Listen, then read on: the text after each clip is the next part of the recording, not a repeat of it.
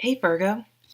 Okay, at the bottom of the deck is the Seven of Autumn, which is the Seven of Pentacles. And this is a card of patience, of waiting, of understanding that some things are a process that you can't rush. Um, just like the cycles of the moon. Um, but not everything's as obvious as that. Um, if it's a new moon, you're going to have to wait a certain amount of days for the full moon. But there are many things in life that are much grayer and much more difficult to determine. Um, so we'll see. Okay, so definitely trust your gut. Trust your gut and be wary of people who are always telling you how great they are.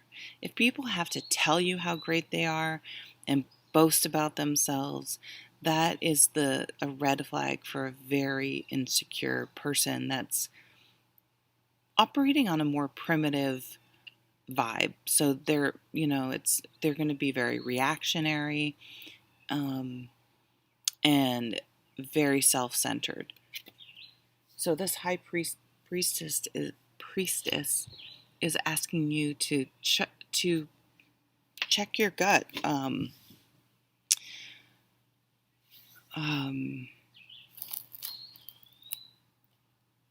can't see my crystals. To check your gut, listen to your gut. If you feel something isn't right, believe that. Go with that. Think about that. uh, Factor that into your decision making. What does this say? Trusting your intuition, careful reflection before taking action, insights that come through meditation. The Seven of Pentacles. Have patience and don't worry. Take time to rest and plan your next steps. A prudent investment of time or money. I know sometimes struggles with analysis paralysis, I'll call it. So, but this is a time to lay off yourself. If you're saying I have to make a decision, I have to make a decision, or you're just gonna be like, I've been patient enough. Here's my you're gonna be sick of the analysis paralysis and just make a decision. So the Two of Pentacles, this is being very busy, lots of busy work. Sometimes this card comes up when you're purposefully keeping yourself busy in order to avoid dealing with other things. I'm just too busy. I'm exhausted because I've been going all day, and overscheduling yourself and overcommitting to things.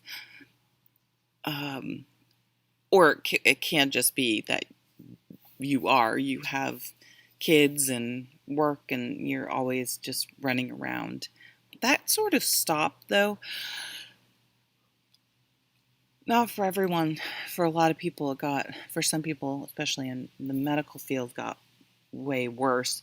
Um, at least if you dealt with an area with COVID patients. But yeah, it's just like you may let a ball drop on purpose, and just give yourself permission that that's okay and to really focus. So it's almost like the full moon in Capricorn. Even though Capricorn is the devil's in the details, which came out at the ego card, and being very focused and mature and an adult. Capricorn's like the ultimate adulting energy that's ruled by Saturn. But I feel like sometimes part of being a responsible adult is delegating or not taking on responsibilities that are not truly yours. So that's the feeling I'm getting with that, is you're just going to drop a ball that isn't even, because it's someone else's ball. You're going to like take it and toss it to them and be like, here, you juggle it. It's yours. How did I get your ball? Why have I been juggling this for 20 fucking years? I don't know where that came from. I'm single. Maybe one of you felt like that, because I got this just like, oh my, yeah, I don't know. Someone's just fed up out there. Seven of Summer. Oh, I thought of that Dirty Head song, My Sweet Summer. Uh, Having that creative time to daydream and get your inspiration, your creative energy. I don't think people just sit down and write a book. They need to have that initial idea of the story before they can put pen to paper. So this card's often described as, oh, you're someone that's like scatterbrained and can't make a decision. But there's that other side to it, that very important planning and creative inspiration and energy part of the card. So maybe some of you, this would be a time to allow yourself to, especially between those two Cancer new moons, to really daydream and figure out. But I feel like you're getting really close, if not now, to putting pen to paper. I'm not reading the card. Bring fun into everything you do, juggling multiple priorities. An exceptional talent for multitasking. Yeah, just because you can doesn't mean you should, though. No more procrastinating. Your power comes from making a decision. Confusion that arises from overanalyzing the options. So that's the analysis paralysis. You have a good idea. Don't be so hard on yourself. Ooh, sorry. The Ace of Cups. Love it. What does she say? Open your heart to love, the beginning of a new intimate relationship, or the rebirth of a current one.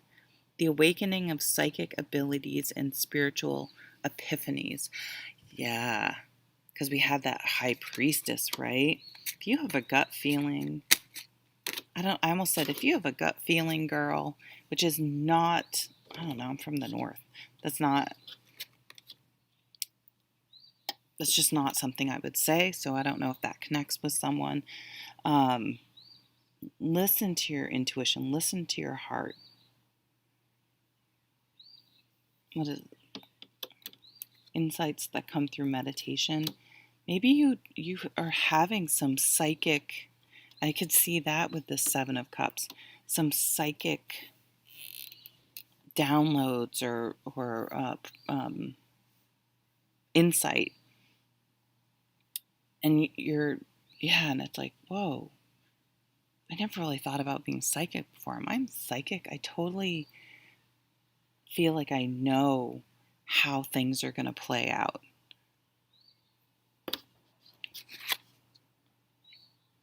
Four of Summer. I cannot stop. I can't get my sweet summer's gone. I won't sing. I'm a horrible singer. Four of Cups. What does she write? Being distracted and failing to see a magical opportunity. Taking someone or something for granted. Discontentment with life. I feel like you're dealing with someone like this. You can run into these people anywhere, and you can be married to them.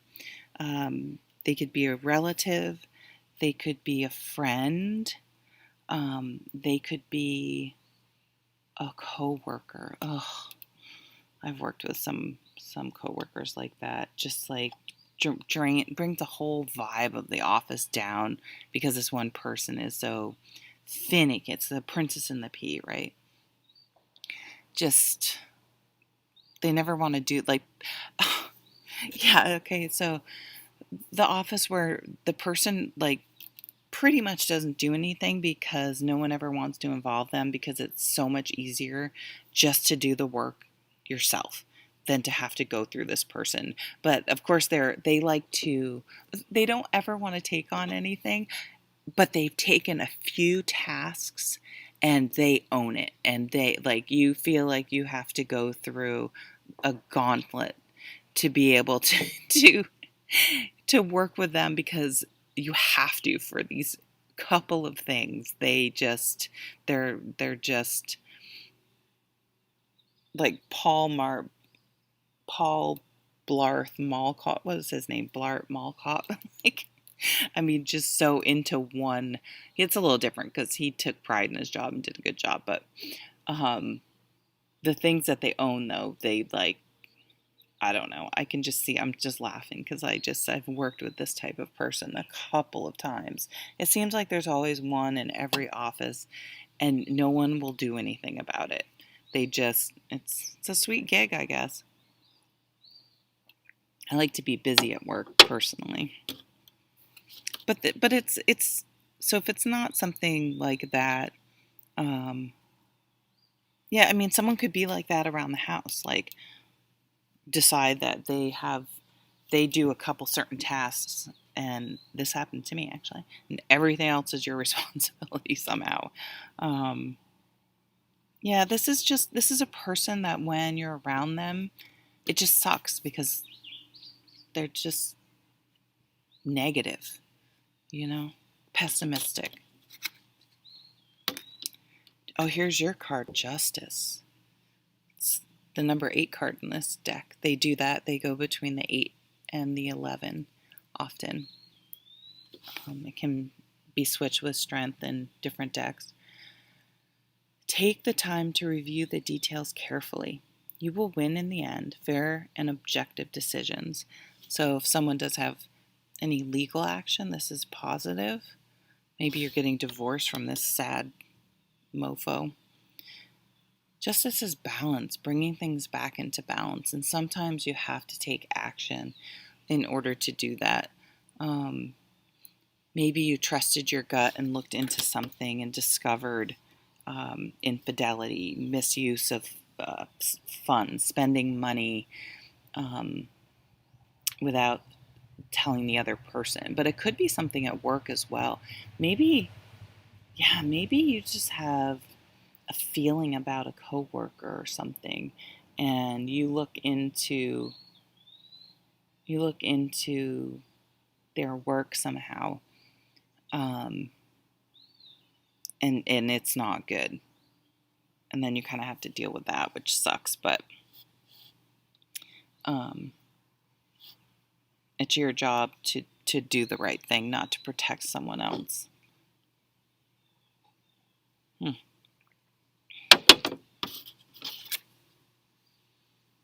5 of Summer. This is the card of the breakup, um, and staying in this part of the breakup, the negative, the resentment, the pessimistic, the blaming. You'll know this person because nothing's their fault. They have no self-reflection on maybe what they could have done. They're always the victim. Everything happens to them, and everything's all about them.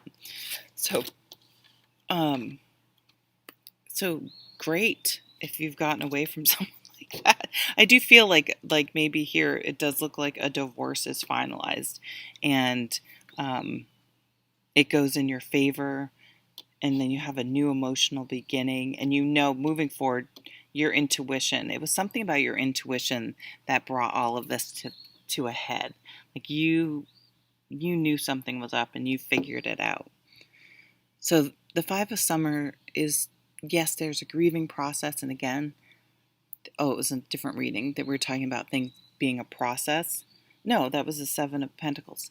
But then there's a time to look forward to the future and the new opportunities, the new cups, the new things, positive emotions and things that will come to you. What does this say? Trust that there is a reason for that. Trust that there is a reason for everything that happens. Remove yourself from the negative emotions of others, focusing on that which frightens or worries you. That's it right here, because that connects to this sad pain in the ass over here. Remove yourself from the negative emotions of others. Yeah, you can't keep carrying. They have to carry their own load now. You remember you threw that ball to them. It's like, and they're adults. It's funny how, and it can creep up on us slowly, how we start, doing things for other people that we would never ask someone else to do for us, like take on responsibilities, and that other people, I don't know, it's just going to be kind of mind blowing to you when you look back, like, wow, how did I get there. It usually happens slowly.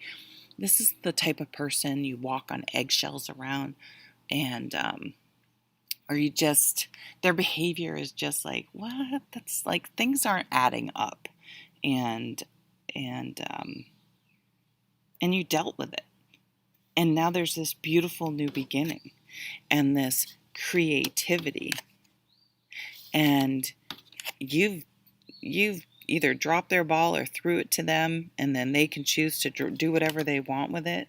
You're not juggling their responsibilities. I feel like maybe the divorce is final, and it's like, you are not my responsibility anymore. And you are putting up very positive, strong boundaries. Um, and I see you just being elated, free. Oh, I just had to take a deep breath of your freedom from something. Nice. Okay. I have a nice energy. Like, you're like, oh, great, getting divorced. I mean, you're not. It's not this. It's not going to be a surprise. Divorce takes a while, so it's not like, oh, I'm getting divorced. No, you would know this. Um, this isn't going to be, unless, I mean, you could be, though, in the high priestess stage where you're like, is something going on, and you're starting that, but this is not, this has not been a fun relationship. Okay, this has not been a fun work atmosphere. This has not been a fun relationship with this person, whether they're a friend. Maybe you had, this happened to me actually not too long ago. A friend that just is in the drama of it, and you are just like, shit or get off the pot. Like, I cannot hear you bitch about this person and hear all these horrible stories about this person, and you keep staying in it. Okay, take care.